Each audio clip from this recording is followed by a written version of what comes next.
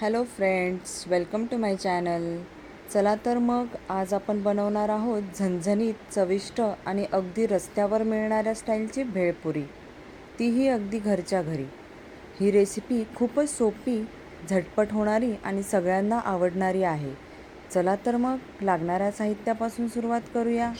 आपल्याला लागणार आहे 2 कप मुरमुरे, फरसाण, शेव, 2 कांदे, 2 टोमॅटो, लिंबू, कैरी, 2 मिरच्या आणि कोथिंबीर. आता आपण सर्वप्रथम कांदा बारीक चिरून घ्यायचा आहे. कांदा बारीक चिरून झाला की कैरीची साल काढून कैरी पण बारीक चिरून घ्यायची आहे. कैरीनी भेळला एक आंबट अशी छान चव येते.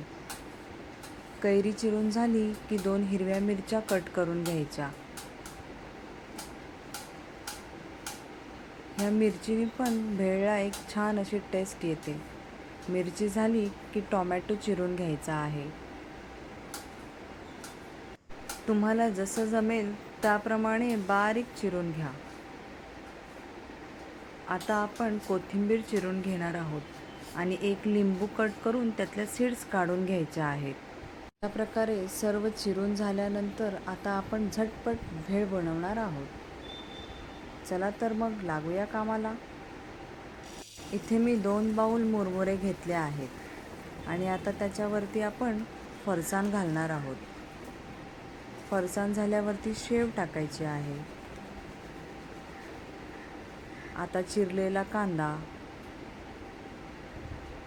चिरलेला टोमॅटो, चिरलेली मिरची आणि कैरी आणि वर्ण हे लिंबू पिळून घ्या आणि चिरलेली कोथिंबीर आणि हे 1 चमचा मीठ अशा प्रकारे टाकून 1 चमचा तिखट टाकायचं आहे. तिखट आणि मीठ हे तुम्ही तुमच्या चवीनुसार टाका. अशा प्रकारे सर्व साहित्य टाकून झालं की ते व्यवस्थितपणे मिक्स करून घ्या. झाली तर मग आपली भेळ तयार. संध्याकाळी जर भूक लागली असेल तर फक्त 5 ते 10 मिनिटांमध्ये ही भेळ तयार होते. अगदी सहज, सोपी आणि झटपट होणारी अशी ही चविष्ट आणि झणझणीत रेसिपी आहे. तुम्ही चॅनलवर नवीन असाल तर मागे शेअर केलेल्या रेसिपीजसुद्धा बघू शकता. कशी वाटली रेसिपी कमेंटमध्ये नक्की सांगा. व्हिडिओ शेवटपर्यंत बघितल्याबद्दल खूप खूप धन्यवाद.